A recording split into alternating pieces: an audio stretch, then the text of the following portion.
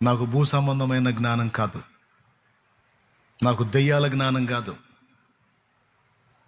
నాకు పైనుండి వచ్చే జ్ఞానం కావాలి దేవా. ఆ పవిత్రమైన జ్ఞానం కావాలి, సమాధానకరమైన జ్ఞానం కావాలి.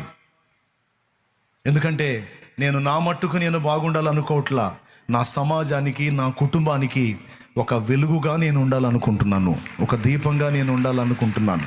ఆ జ్ఞానంతో నన్ను నింపు, ఆ వివేచనతో నన్ను నింపు అని యథార్థంగా దేవుణ్ణి అడగాలి.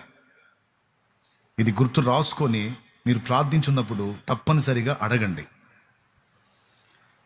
దేవుని జ్ఞానము నీకు తోడై ఉండి ఆ జ్ఞానం చేత నువ్వు నడిపించబడితే నీకు ఎదురుండదమ్మా, ఎవ్వరు నీ ఎదురు నిలవలేరు. యెహోషువకి ఆ కృప ఇచ్చాడు. యెహోషువకి వాగ్దానం కూడా చేశాడు, నీ ఎదుట ఎవడునో ఏ మనుష్యుడునో